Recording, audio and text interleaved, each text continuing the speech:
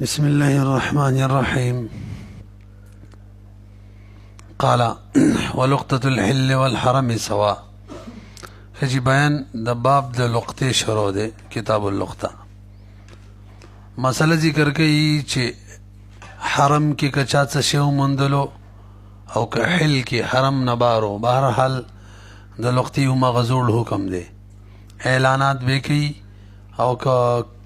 مالک پیدا نشي خپل غریب خپل استعمالولی شي او که مالداری غریب لبه ور کوي. په خبره پوه شوي څه وایي؟ امام شافعي رحمه الله فرمای چې لقطه د حرم چې دا کنه هغه نه غریب لور کولی شي نه خپل استعمالولی شي، تش اعلانات به کوي. ولقطة الحل والحرم سواء. لقطه د حل او د حرم برابر ده. امام شافعي رحمه الله فرمای يجب التعريف في لقطة الحرم. د حرم د لقطې تعریف بکی، اعلانات بکی الى ان یجیء صاحبها، تر دې چې مالک راشي تر هغې به کوي. لقوله علیه السلام، یعنی نه خپل استعمالولی شي نه بل غریب لور کولی شي. ځکه نبی علیه الصلاة والسلام فرمایي فی الحرم، حرم مبارک وی ولا یحل لقطتها، حلال نه د لقطه د دې الا لمنشدها، مگر هغه کس چې هغه اعلانات کوي هغې راوچتولی شي. ولنا موږ د باره قول د نبی علیه الصلاة والسلام دی عارف عفاصها. نبی علیه الصلاة والسلام صحابي ته وی عارف عفاصها، د هغې کم ضرب دی لوښې دغه دی که نه، عارف ته اعلان وکړه د هغې د لوښي ووقاءها او د هغې د هغه پړي. پخوا به داسې و، داسې کپړې شی به و، بره په هغې باندې پړی نری غونده کې پړی په هغې به یې تړلی و. هر چا به دغه حساب کتاب و. نو خپل پړی به پېژندلو چې کوم باندې ما تړلی، خپله بټوه به پېژندله، که به هر څه شي نه وه، څرمنې نه به وه که څه نه به وه. نو اعلان وکړه چې دغه شان پړي او دغه شان لوښی دی، په هغې کې سامان دی د چا دی. ثم عرفها، او به بیان وکړه سنتن پوره کال من غیر فصل. ولې نبی علیه السلام څه ویلي دي؟ یو کال اعلان وکړه. دی پکې ویلي چې د حرم یو د حیل وي، دا شته پکې من غیر فصل. دا زموږ دلیل شو. ولأنها بلا عقل وجه واوره، ولأنها لقطة، دا لقطه ده. وفي التصدق بعد مدة التعريف ابقاء ملك المالك. او کله لقطه چې سړی صدقه کی نو د مالک ملک پکې رالی که نه، څنګه رالی؟ ثواب ورته میلاوه شو. بله طریقه خو نشته دی چې هغه ته یې ورسوو سوا د دې نه چې ثواب ورته ورسي. وفي التصدق، او چې کله صدقه وکړو منګه بعد مدت تعریف کې نو بقاء ملک المالک، پس صدقه کې پس د مودې د تعریف نه باقی پاتې کېږي ملک د مالک من وجهن باقی پاتې کېږي. فیملکه، لہذا چا چې موندلې ده هغه به مالک د دغې ثواب وي، کما فی سائرها، لکه څنګه چې په ټولو لقطو کې دغه حکم دی. مالک د ثوابي څه مطلب؟ صدقه کولی شي، مالک د تصدق وي، تصدق یاد کا. فیملکو، نو مالک به د تصدق وي، هو د تصدق، کما فی سائرها، لکه څنګه چې ملتقط مالک وي په باقي لقطو کې د تصدق. وتاویل ما روي، تاسو پوهېږئ که نه؟ لکه پاتې شولو حدیث سره څه کې نبی علیه الصلاة والسلام خو ویلي دي ولا یحل لقطتها الا لمنشدها. بهی د هغې جواب دا دی چې د خلکو وهم دا و چې حج عمرې له خلک راځي ټول مسافري، بس د شانه چې کوم شی وغورځېدلو بس هغه تلي دي، هغسې بیا نه راځي، لہذا اعلاناتو ته بې ضرورت نه وي. نبی علیه السلام ویل چې نه، د حدیث یې دې دپاره ویلو اعلان به یې کوئ، که څوک یې راوچتوي د اعلان دپاره به وي. دا مطلب نه چې بس ټول عمر له اعلانونه کوه. او تاویل د هغه حدیث رویه روا کم چې امام شافعي صاحب روایت کو هغه دا دی چې انه لا یحل الالتقاط، التقاط نه دی حلال مگر د تعریف دپاره. والتخصیص بالحرم چې دی بیان انه هغه د دې دپاره دی انه لا یسقط التعریف چې دی نه ساقطېږي فيه په دغې کې هم لمکان انه للغرباء، د دې د وجې نه چې دا مکان د غرباو دی ظاهرا او بصغوبت تلي، لهذا تعریف ساقط شو. دا خبرې نشته دی، ونه رسېدلی پې.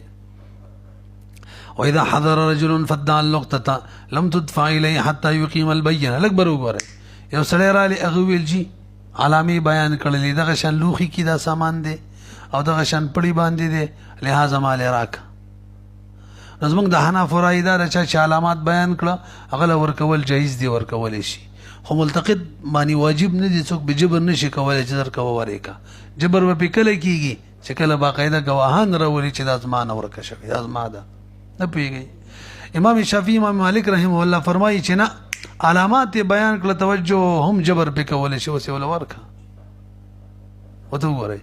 واذا حضر رجل کله چې حاضر شي او سړی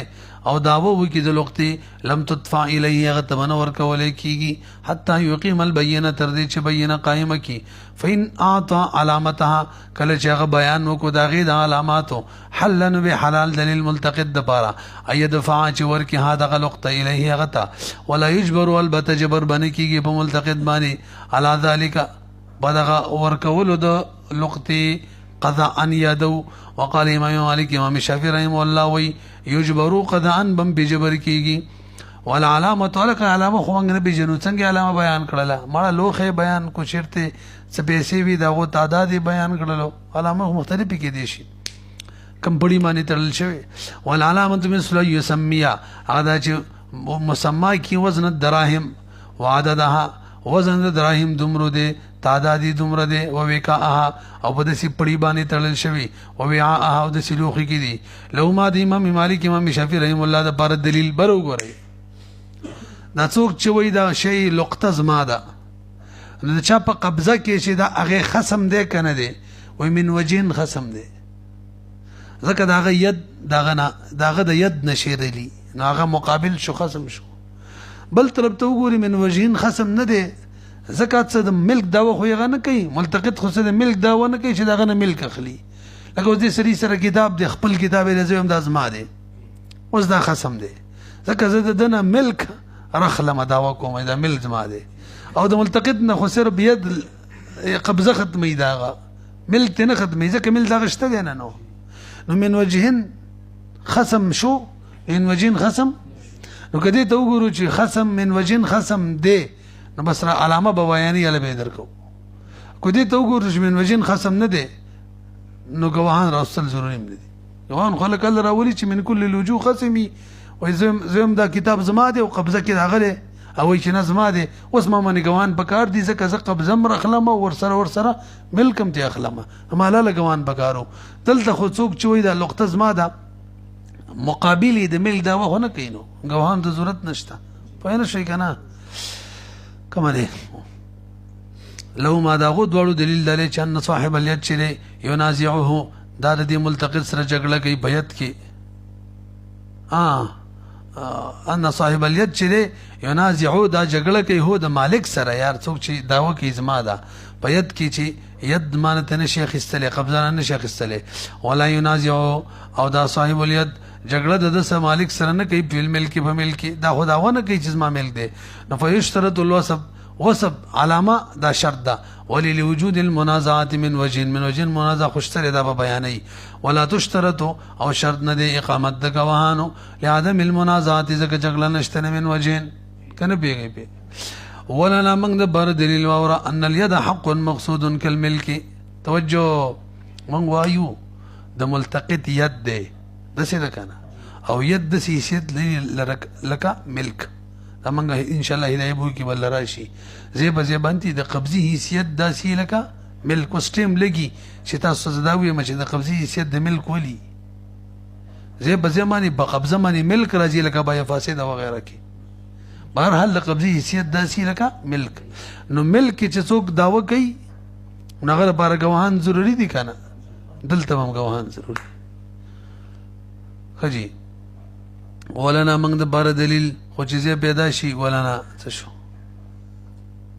لاړې ورک شو ان الید چې دی دا هم حق مقصوده دی که الملک په شان د چا ملک فلا یستحق نو مدعی مستحق نه جوړیږي الا لحجت مگر اله چې کله دلیل ګواهان پیش کې اول بینه اعتبارا بالملک چای ور قیاس کو ملک باندې الا انه تحل له الدفع والسؤال داله چې کله هغه ګواهان رانه ولي سره پالامی بیان کی نبی تاسو دا ولي وایي چې جایز د ور دی کی وی چې هغه حدیث راغلی کنه حدیث کې وایي جایز ده وګورئ الا انه تحل حلال له دی صاحب الید یعنی ملتقط الدفع دفع ورته حلاله ده عند اصابه العلامه کله چې سړی صحیح علامه بیان کی وجسر لقوله عليه السلام فإن جاء صاحبها وعرف عفاصها او بیان یکړه داغي عفاس مخکې درشه کنه چاته وي لوخه ووعدها ولا بیان کړه نو فتفعها بدا لغت ورکه الیه غدا وهذا للاباحه بل انجه جوړ شو فتفعه امر صيغه دا وي ورکه خامخا وجوب شو کنه شو تاسو ورکول جایز دی دلته څه وي دلته فتوا امر دی امر د بار د وجوبي کنه مړه دلته خبر استاتیک د امر د بار د وجوبي خودل ته دی اباحت د بار دی ولی یارال تبل حدیث ته مشهور حدیث ته بيخي تواتر ته رسیدل دي البينه على مدعي به گواهان پیش کوي گواهان الا به حق وي دلته د گواهان پیش کړي نو به څنګه حق دی چې ول وری کو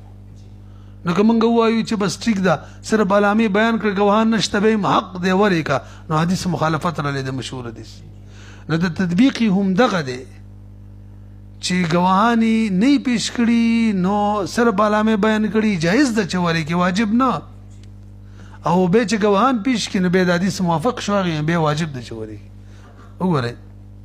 مزیدار خبره کړي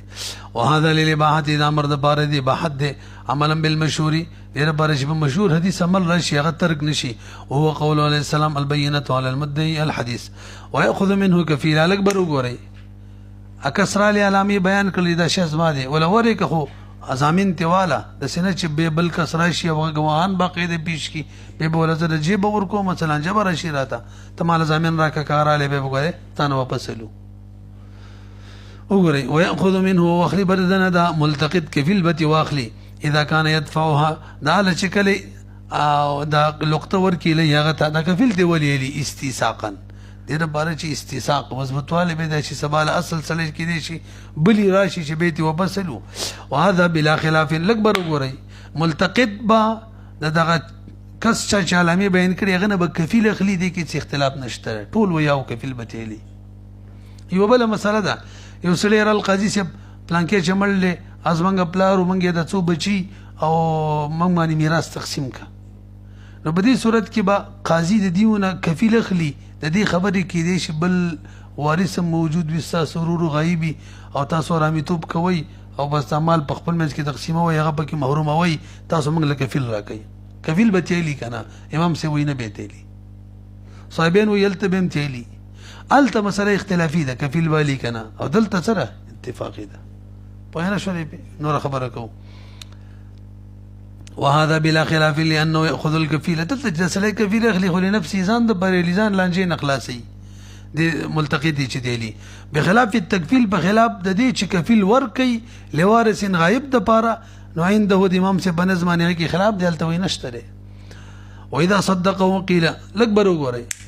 علامات چې بیان کړه ملتقطي تصدیق کو او بالکل استاده اوس څه حکم دی ګوهان نشته نو چا ویلی اوس په واجب ده چې وريږي تا خو منله بيخي او چا ویلی اوس هم واجب نه ده جایز ده واورا واذا صدقه کله چې تصدیق وکي چې او د استاره قيل چا وی لا يجبر على الدفع وسم جبر نشي کولای چې خامخای ورکا لکه دا مسله به ان شاء الله موږ راشي کتاب الوکالت کې ښه بو یو کې برال راشي چې کله یو سړی لکه زوی ما چې ما سره ستاسو نه لکه دې یاسین ما سره 100 روپۍ پرتی 100 روپۍ به یا کتاب یې را سپروت دی او عبید ته ما عبید وی چې د یاسین دا کتاب کم تا سره پروت دی به ووري د سره دا کتاب ما لرا قضی وکیل جوړ کړی ما زه دوه خبرو تصدیق وکما ما سي کتاب پروت دی زی مودع ما یو او تی وکیلی دا منه مدوا د دوړو تصدیق وکما په دې صورت کې حکم داده حکم دانه دی چې لکه وسوره کا وس وکیل هرن کې ردین مسله ان شاء الله را بشره له قدرت مسلې دي کما تصدیق کو چې ما باندې یاسین قرض دی او ته د یاسین وکیل یې په دې صورت کې به قاضي به ما جبر کوي چې دا دواړه خبرې مني او د قرض ورکا خو دیا کې دا حکم نشته فویږي کنه او دلته سي حساب دی دلته وی جبر باندې کیږي نو دین کې جبر کیږي و دین کې جبر کیږي او په ودیعه کې او دلته دې مسله کې جبر نه کیږي رسې به او چا ویلي چې نه جي دلته ودیه په شان نه دی دلته به هم جبر کیږي باقي دا خبره چې ودیه کې ولې جبر نه کیږي وایي ودیه کې خو جي کس معلومي پلان کې سړي دی دا شی نو جبر به نه کوي د بل ورک ودیه کې خو د مال ما سره د چا پرو دی ریاسین دی کنه او واړی څوک عابد نو ما باندې جبر ځکه نشته چې مالک معلوم دی او دلته چې کوم دیم روایت دی جبر پښته وسی ولا ورک چې علامات بیان کړه تای تصدیق وکړو دلته ولی وای دلته خو مالک بل څوک معلوم دی نه نو هم د یو کس ته هم ته تصدیق وکړو نور څوک نشته بس وسی ولا ورکا پتن لګي پوه شوي کنه دا دویم روایت خبره کومه ورو اذا صدق قيل لا يجبر ولا الدفع كالوكيل بقبض الوديعه كم دغه حکم وي اذا صدقوا کله چا تصدیق وکینو جبر پنه کیږي وکیل چا ویلی دلته به جبر کیږي وجه سره دې دواړو کې چلته نه کیږي ودیعه کې ودلته کیږي به ویل ان المالک ها هنا مالک په ودیعه دلته په دې لقطه په مسله کې غیر ظاهر دی پته نشته نو چې علامات بیان کړه ملتقد تصدیق مو کو ذل ورکی او پاتې شلو مودع چې دی او مالک دی ظاهرا الته کس معلوم دی ولا يتصدق باللقطه على غني بروګری مليسب مالدار له لقطه په صدقه کې ورکول شي نه دا صدقات واجبه ونه ده ولا يتصدق صدقه کوي بنا بلو لقطه لرب غني باندې ولئن المامور به زکا مامور به پدې کې هغه تصدق دی امر صيغه د قول عليه السلام فلم ياتي کچري رانشي یعنی صاحبها رانشي نو فليتصدق به صدقه کا او تصدق صدقه بچا کیږي والصدقه لا يكون على غني ندار چا بشان شو زکات بشان فاشبه الصدقه المفروضه تاسو پیږي وان كان الملتقط غنيا او که ملتقط چا چې روچته کړي هغه مالدارو خپل نشي استعمالولې دا د حناف مسلک دی او که غریب استعمالولې شي امام شافعي سي وایي که مالدار او که غریب خپل استعمالولې شي واذا كان الملتقط وإن كان الملتقط وكل شيء ملتقط غني لم يجوز له دلنا جائز أن ينتفع نفاس لكد لقطينا امام شافعي رحمه الله جائز دورتا لقول عليه السلام نبي عليه الصلاه والسلام حديث امام شافعي رحمه الله دليل له حديث حضرت ابي کے نبی علیہ السلام سے فرمائی حضرت ابي ابن كعب تا فإن جاء صاحبها فادفعها اليه كصاحب راله به وتوركا والا كران له فانتفع بها تتخفل في دوالا او ابي رضي الله عنه چو دا د مالدارو کسانو نو به مو ته خپل دي پیدا والا پته ولګیدل چې مالدارم ته نه فاخستل شي خلم دې کنم دې وکانه من المياسير یو دا د مالدارو نو ولانه بل وره دا برو ګوري دې کې څه حکمت دې چې چا ته اومندل شو چا پیدا د چا پلاس باندې شي دا لقطر رااله هغه ته دا اجازه دې شرن کڅو کې بدانه شو ته خپل استعمال ولې شي دې فایده دا چې ابو وی روای لکه کنه ک مالک پیدا شو خدا کنو ځان له استعمالو ما نو دته د شرعن شرع تر بدای اجازه چې مالک پیدا نه شو خپل استعمال ولې شي دې فایده دا چې بس ارڅوک با پدیره اوباری کی چې نقطه د بس روایله او کته چې خپل نه شي استعمال به څوک نه لري مکه استبدای کیږي پتن لګي پوه شو کنه خبر مې لګو دا کړه لبد و به رسیدلې دا هم د دې مقصد د بارا چې ته خپل فایده خستلې شي خلک په دې را اوباریږي را تیزیږي چې بس روچته کا او دا مقصد د فقیر او غنی او شان امام شافعي رحم الله دوړ سره یو شان لهدا دوړ لنه فسیدا اور ولانه انما يباح دا مباح د فقیر د بار ولید حملا له على رفعها چې غره اوبار کی پر رفع د لقطه صيانه لها او د لقطه حفاظت وشي والغني يشاركه فيه غنی خود فقیر سره په دغه مقصود کی شریک دی کنه نه رسیبي ولنا من وتوایو الکه دا خود غیر مال لغیر مال څوک دغه اجازه نه غیر رخصتل شي نو بکار خدا و چې فقیر هم نشو خپل حدیث موجود دی فقیر مبارک استعمال ولې شي غنی مبارک نه دی وګورئ ولنا من وایو انه مال الغیر فلا يباح الانتفاع نو مباح نه د نفاصل ول به بدی باندې الا برضا او مگر دا چې مالک راضی وي لاطلاق النصوص مطلق نصر غلې چې پر دې مال نشي استعمال ولې ښا ولا تاكلوا مالكم بينكم بالباطل والاباحه للفقير لما روينا اخذ حديث بوجوه فلتصد او یا اجماع د صحابه په ایمان نو فيبقى ما وراءه فقير نه چا خو څوک دي یعنی مالدار على الاصل اصل معنی باقی پاتې شو غو د پر وسم حرام دی پر دې شي دي تاسو رسي اکبر وګورئ پاتې شو د عقلي وجه چې هر فقير ته وي مباح دروای اخلا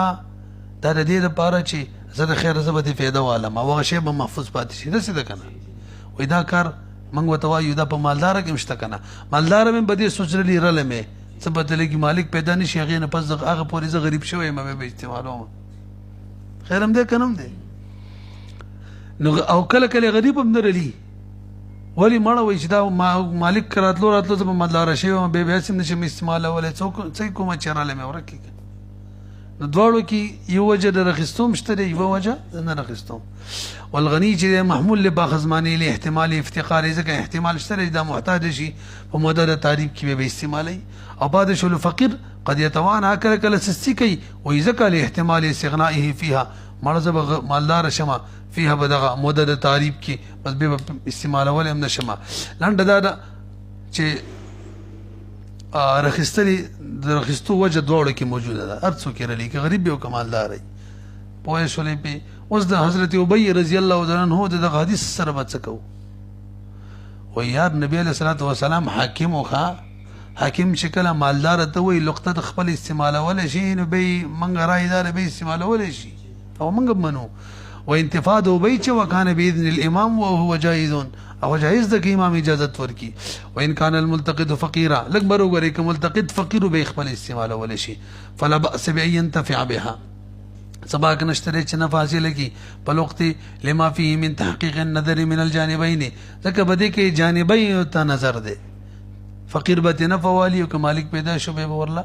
د هغې عوض ورکړي ولهذا جاز الدفع الى فقیر غیره دغه وجه ده که نه چې بل فقیر ته هم ورکولی شي همدغه وجه چې بل فقیر ته ورکړي نو هغه ته ثواب میلاوېدلو وکذا اذا كان الفقیر اباه وليس د دې ملتقط پلارو او غریبو یا یې زوی و غریبو